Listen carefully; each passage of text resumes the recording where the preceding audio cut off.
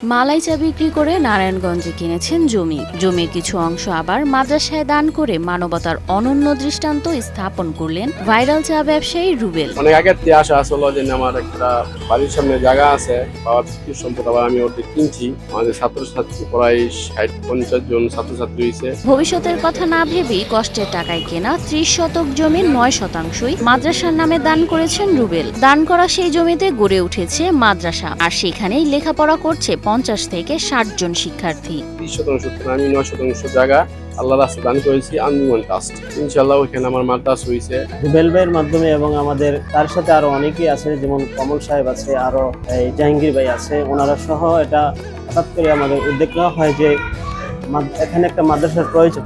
তো ওনারা উদ্যোগ নিয়ে 3 মাসের মধ্যেই এই মাদ্রাসাটা অর্থাৎ এই প্রতিষ্ঠানটা তিনারা নির্মাণ করে।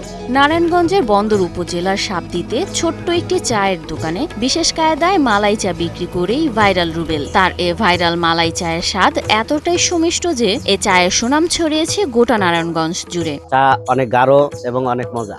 এই চাটা এখানেই পাওয়া যায়, অন্য কোথাও এই চা পাইনি। রুবেলের মালাই চায়ে এত পরিমাণ মালাই থাকে যে শেষই হয় না। মাত্র 40 টাকার মালাই চা যেন মন কেড়েছে সবার। যে চাটা পান করবে সেই বুঝবে এটা আসলে কি মজা। ভিন্নতা আসলে অনেক, এটা আসলে বইলা বোঝানো যাবে না। ভাইরাল এ মালাই চা এতটাই ঘন যে চায়ের জন্য প্রতিদিন 60 থেকে 70 কেজি দুধ কেনেন রুবেল।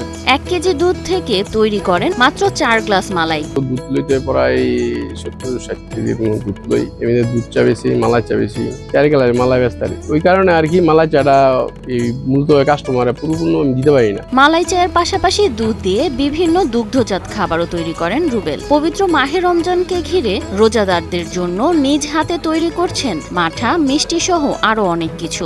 300 কাপ বেচাটা কোনো ব্যাপার না। দুধ বিভিন্ন আইটেম তৈরি করি, ছানা তৈরি করি, মাঠা তৈরি করি, বরানি তৈরি করি। ওই জিনিস তৈরি করার আমি দুধটা বেশি লাগে। দুধ চা মালাই চা সহ 500-700 কাপ দেয়। দুধ চা হইলো 15 টাকা, আর মালাই চা হইলো গিয়া 40 টাকা, আর ডাবল মালাই হইলো গিয়া আপনার 70 টাকা। মাহে রমজান মাসের লেগে নিজের হাতে তৈরি করি মাঠা, বরানি। এটা আমি মাহে রমজান মাসে যতটুকু পারি আর কি সাধ্য মতন মাহে রমজান মাসে যদি আমি যে টাকা লই মাঠা দিয়া, কিন্তু ভালো জিনিস যদি খাওয়াইতে দিই কাস্টমারে, তাহলে আল্লাহর কাছে ভালো হবো, মানুষের তৃপ্তিও পাইবে। শুধু চা বিক্রি করেই ভাগ্য বদলেছে রুবেলের। 25 বছর আগে দেয়া ছোট্ট এই টং দোকান এখন সুনাম কুড়িয়েছে আশেপাশের বিভিন্ন জেলায়। এক নামে কয় রুবেল ভাইয়ের মালাই চা, এক নামে বন্দর ঘাটকন, নারায়ণগঞ্জ, ঢাকা কি এমনকি মদনপুর বিভিন্ন ডিস্ট্রিক্টের মানুষের পরিচিত আছে আমার। দেখেন ইনশাল্লাহ 25 বছর ধরে আমি 25 বছর ধরে দোকানদারি করতে আছি। যতটুকু হয় শুক্রিয়া আলহামদুলিল্লাহ। মালাই চা, দুধ চা বিভিন্ন এলাকায় আছে, কিন্তু আমার মতন এরকম অনেকই বেশি, কিন্তু আমার মনে সুপরিচিত কেউই নাই।